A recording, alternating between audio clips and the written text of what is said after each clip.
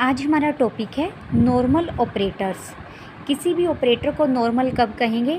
N operator n on h is said to be normal operator if it commutes with its adjoint. किसी भी operator को normal कब कहेंगे?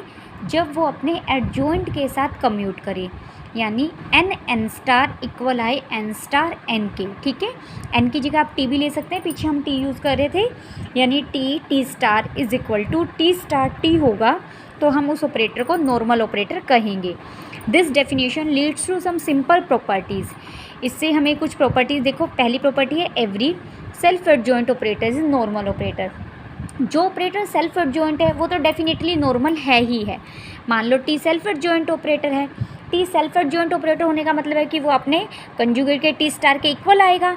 अगर T star के इक्वल है तो टी स्टार लिखिए या टी स्टार टी लिखिए। ठीक है, तो टी नॉर्मल ही हो जाएगा क्योंकि टी तो टी स्टार के इक्वल ही है, ये टी स्क्वायर ही बन जाएगा ना।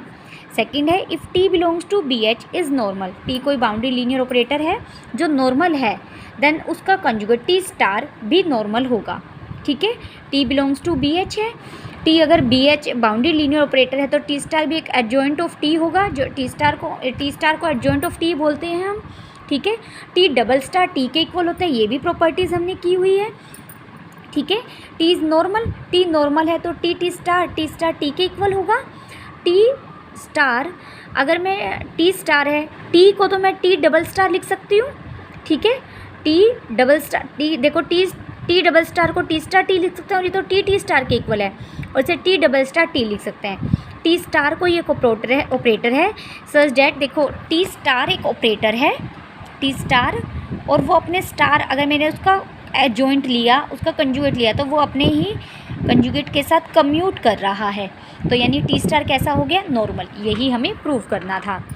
Remark converse of the above property, जो फर्स्ट प्रॉपर्टी है इसका कन्वर्स होल्ड नहीं करता, यानी कोई सेल्फ एडजॉइंट ऑपरेटर है वो तो नॉर्मल होगा, लेकिन कोई ऑपरेटर अगर नॉर्मल है तो वो डेफिनेटली सेल्फ एडजॉइंट हो ऐसा नहीं हम कह सकते, वो हो भी सकता है नहीं भी। फॉर एग्जाम्पल आई हमने एक आइडेंटिटी में ली operator H2H B N identity operator. हमने टी को लिया 2 आयोटा आई और टी स्टार को लिया, टी स्टार क्या हो जाएगा? माइनस 2 आयोटा आई स्टार। आई स्टार का कंजुगेट तो आई खुद ही होता है, ये यानी माइनस टी के इक्वल आया। टी और टी स्टार इक्वल नहीं आए, टी तो हमारा 2 आयोटा आई है जबकि एडजॉइंट इसका माइनस टी आया, दोनों इक्वल नहीं है तो टी सेल्फ एडजॉइंट नहीं है, जबकि हमें पता है आइडेंटिटी ऑपरेटर नॉर्मल ऑपरेटर होता है। ये ऑपरेटर आइडेंटिटी ऑपरेटर नॉर्मल तो है, लेकिन ये हमारा टी टी को कहेंगे, टी है वो सेल्फ एडजॉइंट नहीं है, और टी को नॉर्मल दिखाएंगे फिर हम कि टी नॉर्मल है तो टी स्टार निकाला।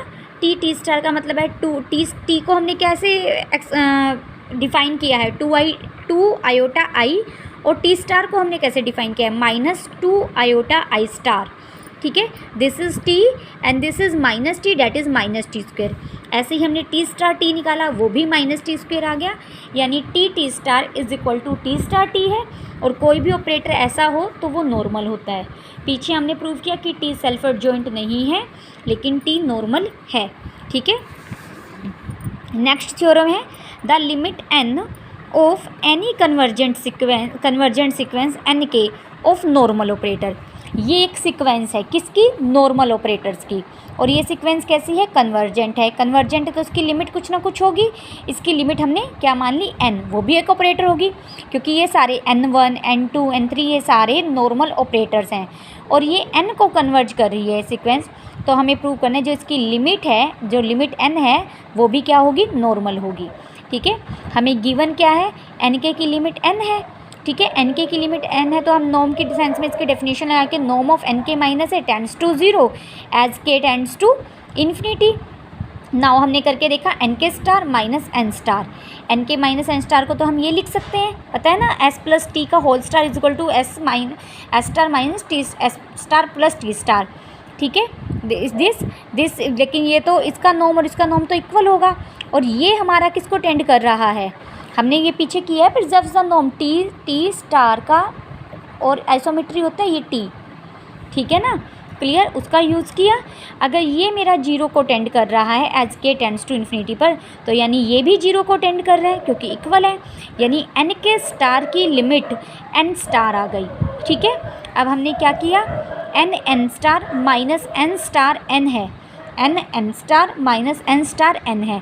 इसमें बच्चे देखो n के स्टार सब्ट्रैक्ट किया, n के स्टार ऐड किया, और n के स्टार n के सब्ट्रैक्ट किया, n के स्टार n के, 2 बार स्टार आगे है 2 बार स्टार पीछे है, मतलब n के स्टार ऐड और सब्ट्रैक्ट किए, n के स्टार n के ऐड और सब्ट्रैक्ट किया।